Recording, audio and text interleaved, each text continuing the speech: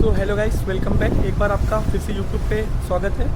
So guys, बहुत लोगों के कमेंट आते हैं कि भैया मेरे को फिटर बनना है, फिटर के बारे में बताओ, फिटर से कैसे ज्वाइन कर सकते हैं। तो इस वीडियो में उसी के रिलेटेड बात करेंगे। तो सबसे पहले फर्स्ट चीज़ आप समझो कि फ़िटर होता क्या है, फ़िटर का रैंक होता क्या है। तो वो मैं एक्सप्लेन करता हूँ, बाद में आपको बाकी चीज़ें भी बता दूंगा कि आप ज्वाइन कैसे कर सकते हो। जितने भी तरीके हैं, जितने भी वे हैं ऑन रियलिटी बेस, तो मैं आपको बताता हूँ। पहले चीज़ तो मैं 12 जहाज़ किया हूँ।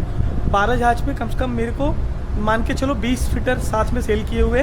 तो उनका 20 फिटर का मैं एक्सपीरियंस आपके साथ शेयर कर रहा हूँ। वो कैसे ज्वाइन किए या क्या वे था जो वो मर्चेंट नेवी में आए, पूरा वे आपको मैं बताने की कोशिश करता हूँ। सबसे फर्स्ट थिंग देखो, सबसे फर्स्ट थिंग फिटर का काम समझो आप। जैसे एग्जांपल देता हूँ, डॉक्टर के पास गए हो, डॉक्टर क्या करता है, किसी आदमी का शरीर का हड्डी टूट जाता है तो हड्डी जोड़ता है ना।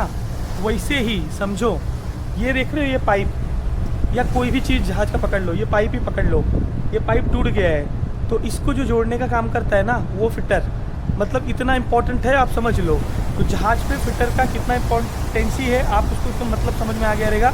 जैसे इंसान को डॉक्टर की ज़रूरत पड़ती है, वैसे ही स्पेशली पुराने जहाज को तो फिटर की ज़रूरत पड़ती है, क्योंकि कहीं न कहीं टूटा फूटा पड़ा रहता है। अब हम लोग बात करेंगे कि आखिर आप फिटर में मर्चेंट नेवी ज्वाइन कैसे करोगे, इस समुंदर में काम कैसे करोगे। तो सबसे फर्स्ट थिंग आपको मैं प्रायोरिटी वाइज बताऊंगा कि सबसे फर्स्ट किस प्रोसेस से आ सकते हो। तो अगर आप ITI होल्डर हो, ITI आपने फिटर से किया हुआ है, तो आप 2 कॉलेज ऐसे हैं जो ITI बेस पे जीपी रेटिंग कोर्स कराते हैं। मतलब एक तरह से फिटर ही बन जाओगे आप, समझो, अगर वहाँ से जीपी रेटिंग कर रहे हो। पहला है 7 आइसलैंड, दूसरा है ग्रेट ईस्टर्न कॉलेज। 7 आइसलैंड का भी मतलब होता है, बट अभी फ़िलहाल ग्रेट ईस्टर्न कॉलेज जो है उसमें अभी 1-2 बैच से कैंसिल किया हुआ है। फ़िलहाल हो सकता है आगे आ जाए। कैंसिल इसलिए किया हुआ है कि वेटिंग पीरियड ज़्यादा बढ़ गया था, इसलिए उन लोगों ने कैंसिल किया है। ये 2 कॉलेज ऐसे हैं, अगर इनके यहाँ से आप जीपी रेटिंग करोगे, मान के चलो 3.5 से 4 लाख करीब फीस है इनका। अगर इनके यहाँ से आप करोगे तो आपको जॉब गारंटी भी है। ये लोग 100% प्लेसमेंट भी मिलता है। किसमें? ग्रेट ईस्टर्न में, 7 आइसलैंड में, ये दोनों में प्लेसमेंट 100% है। तो आपको जॉब का भी टेंशन नहीं है, कोर्स का भी दिक्कत नहीं है। कोर्स आपका कंप्लीट होएगा, आपको जॉब मिल जाएगा।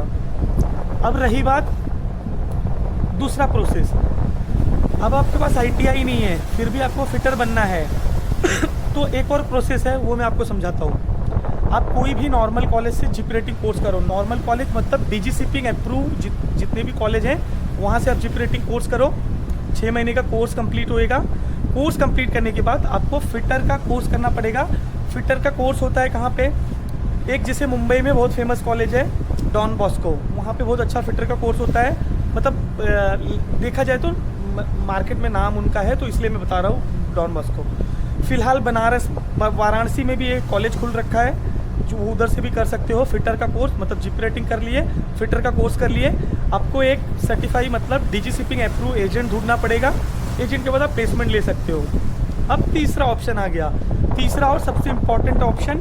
लोग अक्सर पूछते हैं कि भैया मैं ऑलरेडी किसी वर्कशॉप में काम करता हूँ या कहीं ऑफशोर में काम करता हूँ, तो मेरे को मर्चेंट नेवी आना है, तो मेरे को क्या करना पड़ेगा। तो तीसरे ये जुगाड़ है, ये most of the merchant navy के फिटर यही वे से आते हैं, जो मैं आपको अभी बताने जा रहा हूँ। OpenCDC system. अब आपको करना क्या है? करने के लिए आपको बनानी है OpenCDC।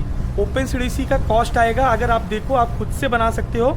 उसकी मैं स्पेसिफिक वीडियो डाल दूंगा फ्यूचर में, 10-15 दिन के अंदर मैं एक वीडियो डाल दूंगा, आप OpenCDC खुद से कैसे बना सकते हो। OpenCDC बनानी है आपको। करना क्या है कि STCW कोर्स करना है। STCW कोर्स करके आप OpenCDC अप्लाई कर दो, OpenCDC आपका आ जाएगा। OpenCDC के बाद आपको सेम प्रोसेस जो मैंने बताया, फिटर का कोर्स करना है। आप फिटर का कोर्स कहाँ से करोगे? डॉन बॉस्को कॉलेज या तो बनारस का जो मैं कॉलेज बताया, वो कॉलेज से कर सकते हो आप।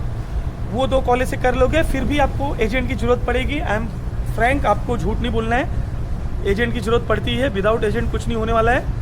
तो अगर आप एक RPSL एजेंट ढूंढोगे तो आपकी प्लेसमेंट हो जाएगी। प्लेसमेंट होने के बाद आप 1-2 जहाज मारोगे तो अपने आप सब कुछ ऑन ट्रैक आ जाएगा।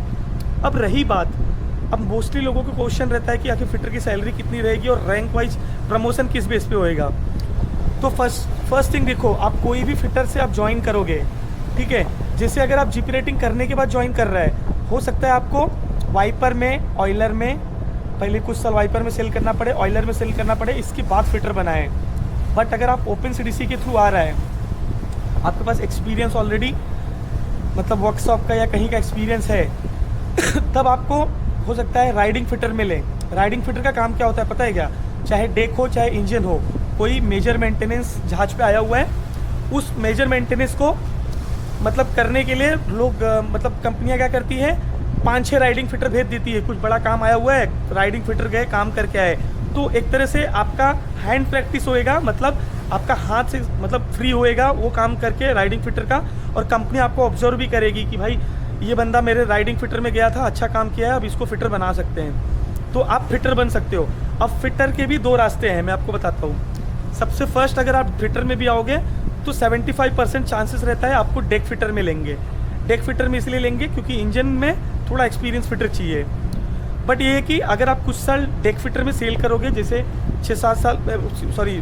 5-6 महीना डेक फिटर में सेल किया या 1 साल सेल किए, आपका अप्रेजल कैसा जाता है, मतलब जहाज से लोग भेजते हैं, अप्रेजल एक होता है, अप्रेजल में भेजेंगे कि भाई बंदा बहुत अच्छा काम कर रहा था, काम इसका अच्छा है, इसको इंजन फिटर बना सकते हैं, या चीफ इंजीनियर का रिकमेंडेशन लेटर जाएगा तो आप इंजन फिटर बन जाएगा उस कंपनी में डायरेक्टली।